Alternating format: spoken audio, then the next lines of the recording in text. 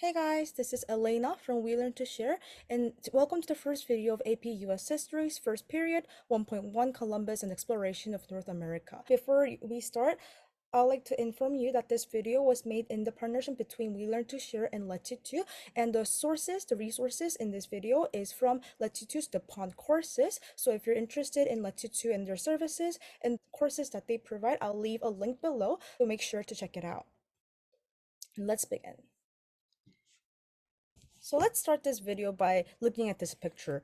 Isn't he very familiar? Yes, you're right. His name is Christopher Columbus. Christopher Columbus was an Italian sailor and a child of a wool weaver. In 1492, which is a very, very important year in world history and US history and every history of humanity, there was a great interest in finding a new passage to Asia, as Constantinople, which is modern-day Istanbul, had been conquered by the Ottoman Empire in 1453, which made trade very, very difficult. So there was a large interest in trading with Asia because Europeans liked Chinese goods, like luxury goods, for example, silks and spices, which were very highly valued in the Europe of that time.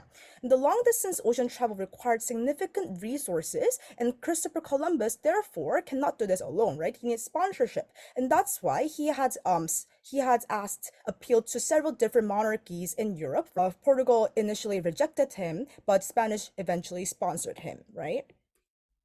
Advisors to the monarchies correctly guessed that the distance Christopher Columbus had in mind of only 2,400 nautical miles was not nearly enough. The initial voyage lasted for 33 days, and he initially landed in the Bahamas, which he believed to be India. Though someone in the crew named Rodrigo was the first person to spot the land, which would have given him a pension for life. Columbus claimed he had seen it earlier, claiming the reward for himself. Initially landing in the Bahamas, mistakenly believing they had arrived in India, Columbus called them Indians. The crew at first met people from the Arawak tribe who had gold for earrings. Columbus established a colony named La Navidad, which means Christmas in Spanish, in present-day Haiti, while continuing to kidnap local peoples in a search for gold. He then headed back to Spain, so he returned to Spain, where news of his successful voyage rapidly spread throughout Europe.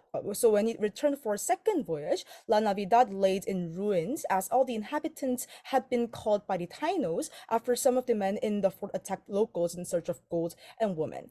On his second voyage to America, after two-thirds of the colonists had died through disease and famine, Columbus instituted the encomienda system. This allowed conquerors to use the labor of conquered people, conquer non-Christian people. Columbus and the colonists enslaved the local people, killing, raping, and torturing many in search of the gold he believed they have. He would eventually take 500 of the Arawak tribe back to Spain as slaves, though 40% would die on the route. Even contemporaries viewed Columbus as particularly very brutal and violent, as he would often use torture and dismemberment on the locals and even the Spaniards if he felt insulted. One well-documented event was how locals aged 14 and older, who were not able to deliver to Columbus a Hawk's bell worth of gold dust every 6 months, would have their hands cut off, and therefore many of them would bleed to death. And some critics have noted that many accounts of Columbus' brutality and violence, barbarity, were written by other groups of colonists who had a reason to exaggerate his actions. In 1500, Fernandez de Bobadilla removed Columbus and his brother from their governing posts in North America for a variety of charges, including hanging 5 Spaniards who had committed atrocities against local American Indians. There is some reason to suspect that Bobadilla acted due to his desire to replace Columbus, and also because the Spanish resented having an Italian in charge. And so, what were the most important points from this lecture? So first of all, Christopher Columbus, he has sailed to the New World in search of a path for trade, where to Asia to increase trade, and he actively searched for gold, and brought riches back to Europe, and he mistakenly believed that he had arrived in India, which is why he called the local people Indians. And he started the encomienda system, which was the first form of European slavery in North America.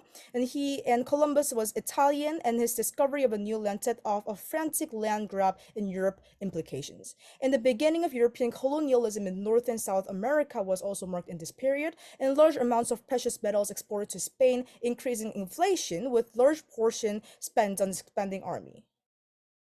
And also the large amounts of your precious metals exported to Spain, which are extracted from the Americas, increased inflation with large portion of spent on expanding army. And it was also the beginning of colonization in North America and warfare against Native American population. And also we can also say that it is indirectly contributed to shift from mercantilism into capitalism.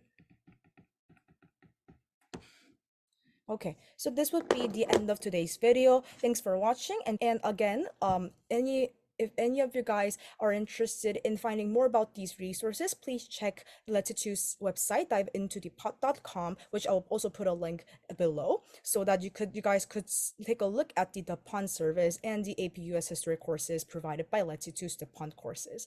Thank you, and see you in the next video.